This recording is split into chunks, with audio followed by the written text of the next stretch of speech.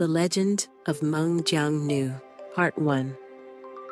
In a peaceful little village long ago, two kind old couples lived next door to each other, the Meng family and the Jiang family. They were both gentle and hardworking, their days quiet and simple. Yet they shared the same sorrow. Neither had a child.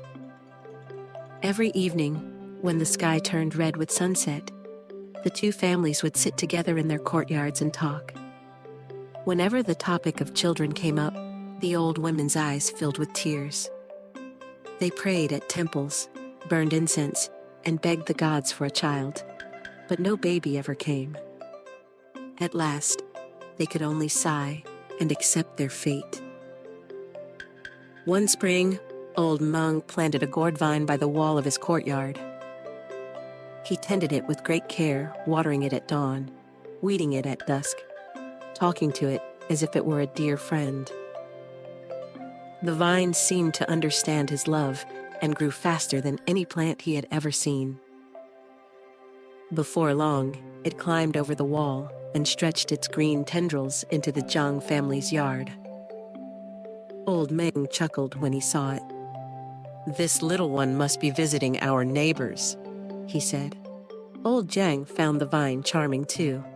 When its white flowers bloomed, then turned into tiny gourds, he couldn't help smiling. But one of those gourds was very unusual. As autumn passed and the weather grew cold, it didn't stop growing. It became larger and larger, several times the size of any normal gourd. Afraid that the frost might harm it, old Meng's wife sewed a little cotton coat and carefully wrapped the gourd in it.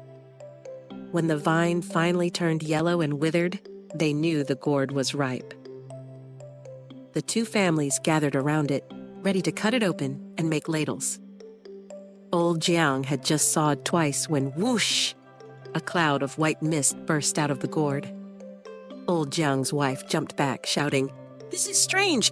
Throw it away quickly!" But old Meng wasn't afraid. "Wait," he said calmly. "Maybe something good is inside." He kept sawing gently, and when the gourd finally split open, everyone gasped.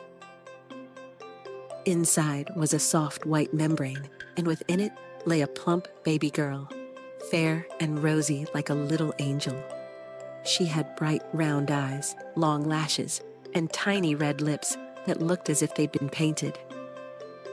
Old Meng's wife scooped her up, tears of joy streaming down her cheeks. Even the Jiang couple, at first frightened, were soon enchanted by the baby's beauty. Old Meng smiled and said, "She was planted in our yard but grew into yours. Let's call her Meng Jiangnü, the daughter of Meng and Jiang."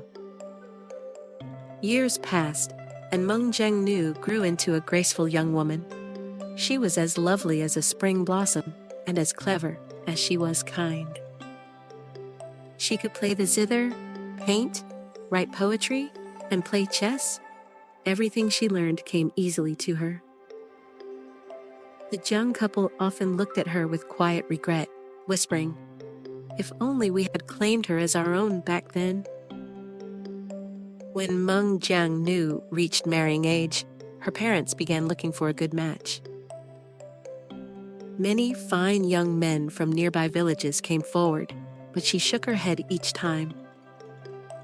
"I want someone who truly loves me," she said softly, "and who values learning and kindness.